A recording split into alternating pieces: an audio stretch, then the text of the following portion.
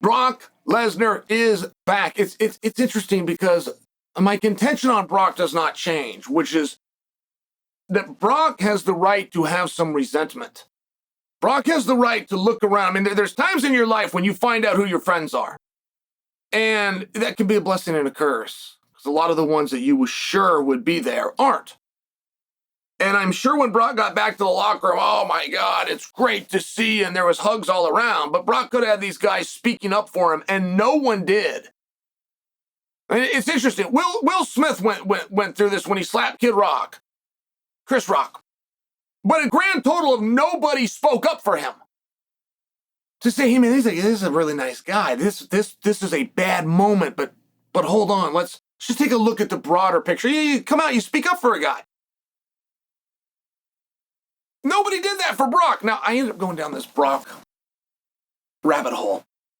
And I have truly forgotten or possibly never realized just how talented he was. I was always very critical of Brock and his amateur wrestling days. Now, my criticism was accurate, but it came from a jealousy. It came from a jealousy of that he achieved what he achieved. I did not achieve that. I was better than him, and I worked a hell of a lot harder than him. But I still got jealousy. And one of my contentions was that Brock would go into a match with a 50-pound size advantage. And he would find himself in a 2-point match. And I'm just looking at that and going, hey, that can't be celebrated. There is no one else in the NCAA that could be spotted 50 pounds. If you give the 157-pounder a guy that weighs 107 pounds, believe me, they're not going into overtime. I was a 97-pounder. You're going to give me a 47-pound, 147-pound guy. Believe me, we're not going into overtime. And so I was just critical of Brock. I say, hey, listen, this is a guy that can keep position. He tries pretty hard. His skills are very limited, but his natural advantage is tremendous. And I use that largely in MMA as well. You had a competitor there. You had somebody that was willing to try, that was willing to push, but you also had somebody, I'll just use the night that he won the world championship. He weighed, according to him, 280 pounds. He got on the scale the day before at 265 pounds, but that was the limit. He said that he cut to that. I believe him. He weighed 280 pounds. He beat Randy Couture, who weighed 222 pounds. He had a 60 pounds of, by the way, the right way. 60 pounds of steel on a guy. There's nobody in the UFC that Randy could have 60 pounds on that could fight with him. So I was critical of Brock, and I'm accurate. I'm accurate in pointing that out, and accurate when I tell you that it comes from a jealousy. I'd have taken the 50 pounds too if I could have had him. And then I go watch him in WWE. And I didn't realize until last night. Somehow ended up on like a Brock rabbit hole where you click on one video so it brings you another. But I end up seeing all three. I'm watching him SummerSlam and hit the backflip into the neck breaker on Kurt Angle. I was actually there. That was at Safeco Field in Seattle. Drove up there and went and saw that with Scott Norton. I didn't really realize in the UFC how impressive that is to come in with no fights and being there with Frank Mir, get a little bit of experience and be able to beat Frank Mir, get a really little bit of experience, be able to win a world championship over Randy Couture. I mean, you easily could argue Brock Lesnar for the Hall of Fame, and I don't know that he's made 5 walks. Probably be right about that. Alistair and Kane and Randy and Frank and Mark Hunt. I'm probably missing one, so we call it 7-5. Okay, but you could still argue Hall of Fame. In fact, you probably can't deny Hall of Fame. He was the champion of the world and beat other champion of the world. So, and then you have the wrestling. And as much as I want to say, but he had a size advantage. He followed the rules.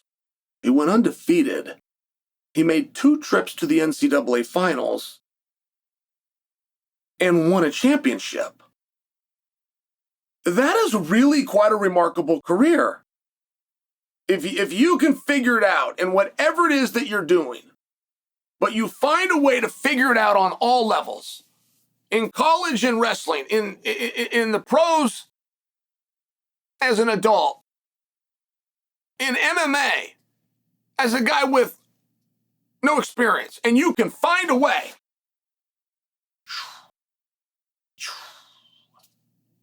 to get that hand raised over and over and over to the absolute top of your craft, it really is a very incredible thing.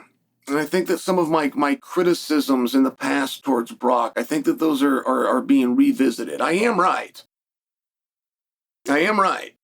that Brock had a huge advantage over West Hand and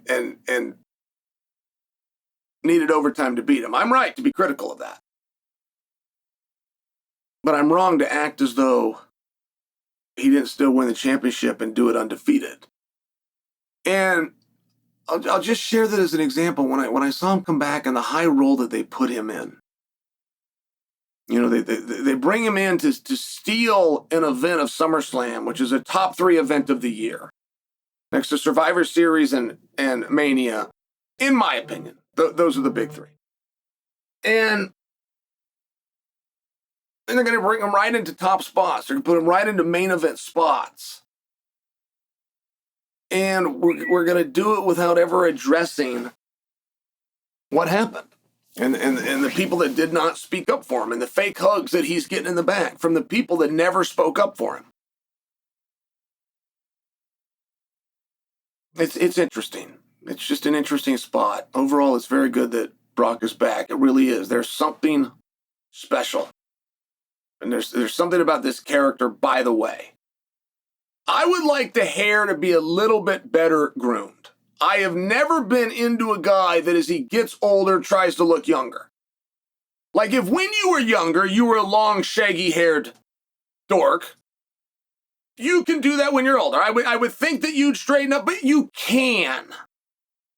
If you were clean cut as a kid, don't go through a midlife and do your hair like a dork that could have got away with it in high school. I don't love the hair. But there does appear to be a happiness in Brock's eyes. And behind that happiness and joy, I hope that there is a resentful prick who's keeping receipts. Because those fake guys that are welcoming you with hugs and pretending they're glad you're back never did anything to help you get back.